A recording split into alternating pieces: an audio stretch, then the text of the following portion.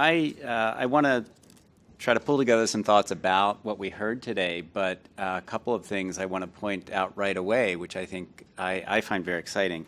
First of all, all of these investigators are sort of speaking to my heart as an experimental psychopathologist in that they're using laboratory methods to investigate interesting processes in psychopathology. And this may sound simplistic, but it's very, very important. They are embracing what I call the mantra, count, don't rate. They're all counting things. You know, when you go to the market and you throw the groceries up on the belt, you don't stand back and say, looks like $72 worth, self-rating. You don't ask the clerk to rate the pile either, other rating. You count it up. And they're using counting methods, which it's not trivial how important this is in psychopathology research. The amount of power and precision you gain from that is immense. We know that personality disorders are fairly prevalent in the country, about 10%, and we know that the population prevalence in the U.S. is about 1.4%. It occurs equally in men and women, so I want to sort of gently point out that most of these samples were all female. So it might be an interesting time to consider studying male borderlines as well, given that half of them out there in the country are male. We know the disorder is a high treatment utilization disorder, and there's high comorbidity. But most important to me as a basic sort of researcher here is it's a complex emergent phenotype, which means it arises out of many interacting processes. If you right now picture your partner, your husband, your wife, your children in your mind, you pull up a mental picture, you pull up visual imagery, and that is not simply a product of brain systems. That's an emergent property of the brain, and BPD is much like that. It's an emergent property of different conditions. So these are some thoughts I had about these papers today. They are trying to anchor the work in important domains, whether it's symptoms or functioning or some sort of RDoC-friendly dimension. The dimension that really jumps out at me across all four papers is control. You're talking, in every paper there was an exciting finding connected to control or constraint. Notice that I'm not saying impulsivity. We're talking about control. We'll get back to impulsivity. There's a lot of interesting talk about biomarkers and endophenotypes, and I think this is a good time for BPD researchers to begin to parse through that domain. Not all biomarkers are endophenotypes. Not everything that's biologically based is an endophenotype. We may want to begin to parse out which ones are which to help us guide future research. I like the levels of analysis that are being engaged in, going from the within person level of analysis to at the level of the person, even group level with the stress test, the people there in their white lab coats. The method of analysis, many of these studies are implicitly using time as well as treatment. I would make a pitch here for everybody to add a third time point to their assessments, because the minute you add a third time point to every one of these pre-post assessments, you buy amazing richness in your data in terms of individual growth curve modeling. And you can begin to parse through the heterogeneity in change that may be harbored within these samples, because most every study looked at mean level changes, which is a group level statistic. So it might be nice to get into the data at the level of individual growth. There are many complications, which I think everyone soberly admitted to and faced. The non-specificity of some of these findings. We may find cortisol activity in depression, obviously. Depression is characterizes the clinical picture of many borderlines. So I think embracing heterogeneity, not only within the borderline construct, but also in terms of comorbidity, is very, very important going forward. And some of the effects, although they're not whoppingly large, sometimes small effects are big effects. If you find a medicine that helps keep people alive, that's a pretty good effect, even if it's not keeping everyone alive. If you find a treatment that improves control somewhat, maybe it isn't a huge effect that Jack Cohen would jump up and down about, but maybe it's enough of an effect to make a change in a person's life. The endophenotype biomarker intermediate phenotype distinction, I think, requires some careful thinking. And I did see all the terms being used up here. And if you want to sort of wonk out on that topic, I wrote a paper on it a couple of years ago. There are really important distinctions across these concepts. And if you want to read more about it, I would just direct you to this paper. And there are other papers out there, and I'd be happy to talk more about it. One of the things that also comes across to me is that implicitly everyone is working within a framework that more or less is modeled on this slide. We are working from a neural networks, neurochemical basis that oftentimes has its real foundation in animal research. We tend to think of these as the bases for many inferences about humans. We talk about psychological systems in our work, and we often anchor it in personality. And this slide more or less helps us generate neurobiological hypotheses, which I saw everyone doing in their talks. So I think there's a real value in anchoring our human hypotheses in animal research and mapping it onto personality and personality systems. This is a slide from a prior talk where, from a model that Richard Depew and I have been developing over about the last 20 years, where we link personality to neurobehavioral systems and neurobiology. And I'll just direct your attention to the bottom entry, non-affective constraint, which is really control. It's the control system that all four speakers were talking about. And I think it points to an important area of more research and deeper research, and it'll be process-oriented research, not just sort of symptom research.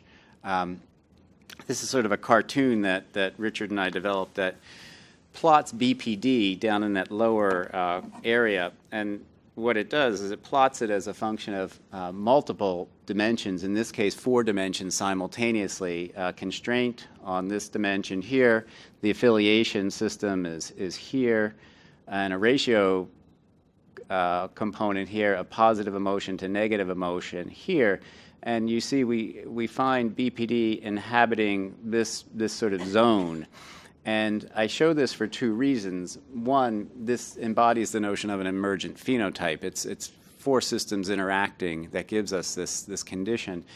But what we also see is that there's a range of sort of dysfunction in constraint that is very important for us to be looking at. And it also points to the importance of constraint. That's where we find most BPD living. And I think the 4 talks today, for me, really resonated with an enhanced focus on constraint and non-affective constraint. Where is that coming from? Where do we enhance that? Krista did not find big amygdalar changes over time, but there were still improvements, and maybe control was being enhanced. What Nicole mentioned and Eric mentioned as well is enhancing control seems to help treatment response. And Anthony talked about how discontrol at time 1 on the CPT, so if you think of diminished sustained attention is basically a low D prime, a low accuracy, or an elevated rate of false alarms, the commission errors, that kind of discontrol at time 1 predicted improvement. Well, he alluded to maybe what's going on in the data, which is maybe it's that group that precisely changes and benefits from treatment, which is really exciting because what are you doing there? You're enhancing control. And that's probably shared across TFP, DBT, and any other T. That's probably what we're doing most of the time. And I finally just want to share this slide. This is again from a prior talk. What is impulsivity? I like that most people weren't talking about impulsivity because impulsivity is a very heterogeneous construct. It reflects at least 5 different neurobehavioral systems. So when you say Jones is impulsive, she's doing this or he's doing that, we are talking about simultaneously positive incentive motivation, activation, fear perhaps, affective and competitive aggression elements, and non-affective impulsivity. Whereas non-affective constraint has been designed, typically embodied in the construct that Tellegen developed, and Nicole talked some about that as measured with the MPQ. I think non-affective constraint is an important focus for us because it's a little cleaner than impulsivity. It can be measured in many ways more cleanly, and it's thought to moderate thresholds for stimulus elicitation of motivated behavior. It's a tonic inhibitory influence Maybe it's the observing ego or the superego or whatever you want to call it, but it's an important part of regulating however we react, positively, negatively, fear, anxiety. And when you couple non-affective constraint with affect, we see many of the behaviors we're interested in as clinicians, including impulsive sensation seeking. And of course, it points us to serotonin at a minimum, as well as other neurobehavioral systems and neurobiological factors. So for me, the combination of laboratory methods from the experimental psychopathology and psychology labs, where we're counting and not rating, is very, very exciting. And I'd like to see more and more of that happening in PD research, which I think is happening.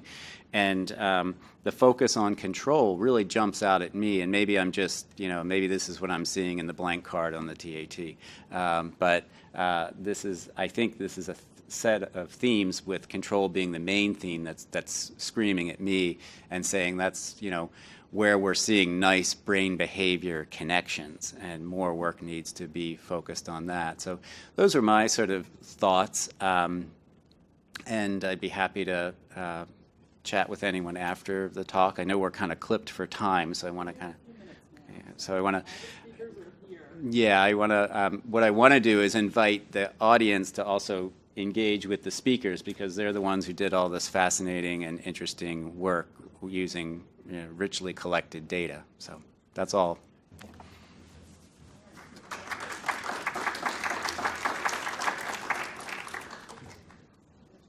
So questions for any of the speakers? Everyone's here, so feel free to sing out. And Aaron, do you want to moderate, or I can moderate?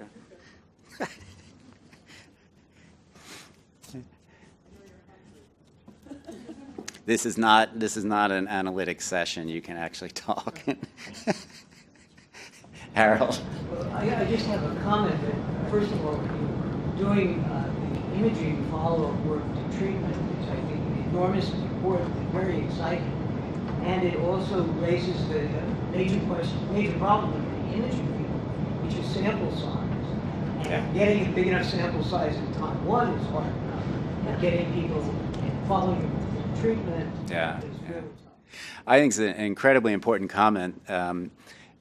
This highlights probably the need for more overarching meta discussions about, are there ways to combine efforts? The way, for example, longitudinal researchers in personality these days, everyone archives their data and you get to share it. Is there a way to do more of that? Because there is immense power in numbers, and you're quite right. These, on a good day, it's tough to get these studies done. With a large N, it's even harder. Other thoughts, questions? Yes, Anthony. Yeah, just briefly speaking to that issue, one thing that we've done based on this initial preliminary study is it's given us actually ammunition to now go and say, well, let's maybe examine this in a larger treatment trial. So that's what we're doing. I don't know if Shelley's still here, but she has a large trial now being carried out on DEP, where we're including at least one performance-based measure, the COP. But it's difficult. You already have enough to do in terms of clinical measures in a treatment study. To add additional measures such as these, you need to balance the fatigue of participants and trying to explain to them the importance or the necessity or the utility of some of these additional measures. So those are some of the things that we run up against, that they're already doing so much, to ask them to do more, and might be a lot as part of these larger and intensive treatment trials. So, but I think we will have a lot more data actually coming out across multiple time points. But one thing that I actually could have done better and we're improving is explaining the relevance of these measures to treatment. That may not be clear to some patients. I think the implicit message, too, in all these studies, given that everyone's using different treatment techniques and they're all finding things, is that all of these specialized treatments work. And I just think that's something to celebrate. I think that's great news, whether it's TFP, DBT, or anything else. The fact is that they're working, and that's, of course, welcome to us as clinicians. It's also welcome in terms of understanding maybe we're all targeting similar mechanisms, which is exciting. There was a question in the back. Yeah, I'm just kind of curious, how, you mentioned it a little bit, what can be learned kind of from animal studies. And, I think that BPD is a really, it just seems like a disorder that would be very hard to model in the animal models, and whereas substance abuse disorder is very, very easy to kind of pick apart things. So I guess just a little more of a general question: what can be learned there, and what can be done to kind of look at those animal models? Well, I think it's a great question, and I think others could probably field that as well. My gut sense is behavioral neuroscience folks are always trying to model some of the large systems, whether it's a control system or a reward system or an anxiety system. So although we can't get in there and get at cognitive content, obviously, I think we can model some of the big proclivities, the big systems that all mammals share. So I think that's where I'd be looking. I wouldn't be trying to get at things that we know are explicitly and really kind of truly connected to our human status with consciousness. But I think some of the major mammalian systems you can model in our fellow mammals. Yeah, I would say fear potentiated startle is a good animal model for they do that in rats. Right. And there's a number. They don't show the rats unpleasant pictures, but they can condition them to aversive stimuli, so it's not too bad of a stretch. Speaking on that point, there's also a number of attentional models in rodents. So we also record from the anterior cingulate cortex, for example, and then induce deficits that A little hard to hear you. Sorry, my voice is going. In animal modeling, at least, because there are some structures that are shared with rodents such as rats, like the prefrontal cortex, specifically the anterior cingulate cortex, you can record and see similar deficits in attention and behavioral attention models when there's changes to those structures, either pharmacological or using optogenetics, which is a kind of stimulation protocol. And in that way, you can tease apart some of the more symptoms. You can't get at something like affect, for example, because it's rodent, but you could at least see some of the similarities in attention and that sort of base level. I have a sort of general question perhaps for some of the speakers. The value of the fMRI, particularly looking at the amygdala, which has multiple subdivisions, do different things, is the tool good enough yet to really understand it?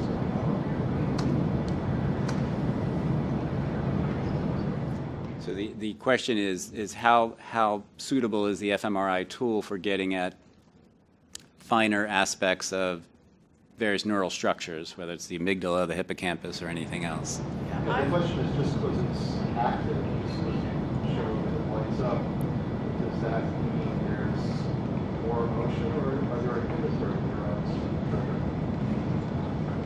Well, I think there's a long active debate about how best to interpret the data and what does activation mean and what else is going on, and does lack of activation mean inhibition and things like that. Separating out its ability to resolve versus interpreting the data. I'm not an fMRI researcher, so I don't want to wade in too deeply, but I know that's an active area.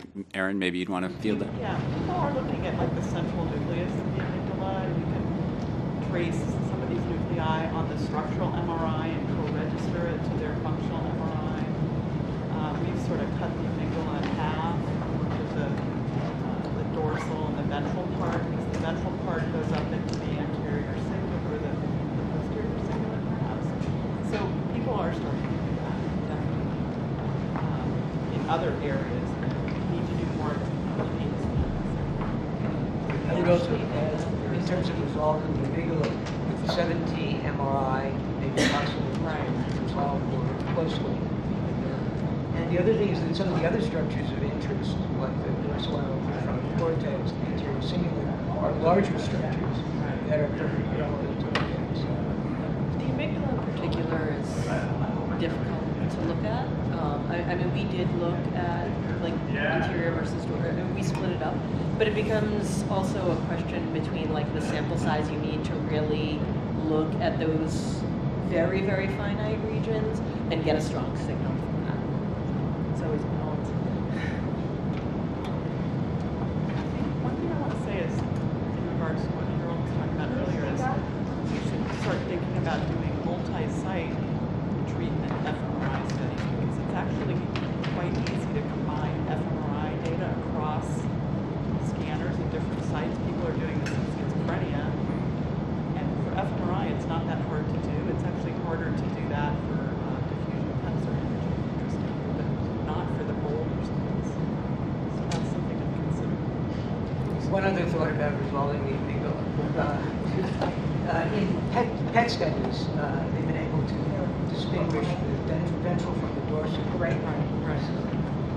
There's some other developments. So I think the other thought that I've had is just sort of being illustrated for us right now, is that all of us have an interest in treatment and helping people, and we're all interested in where this comes from, and the conversations that are happening is just great. I mean, this is cross-level talk amongst researchers ourselves, and I think that's the thing, that more and more of that has to happen in the study of BPD, and so it's, again, a real welcoming quality of all these talks. That's what the talks embody, and it's nice to see it happening right here. So thanks. Thank you. You bet. I think we should go to lunch, but you can continue talking over lunch.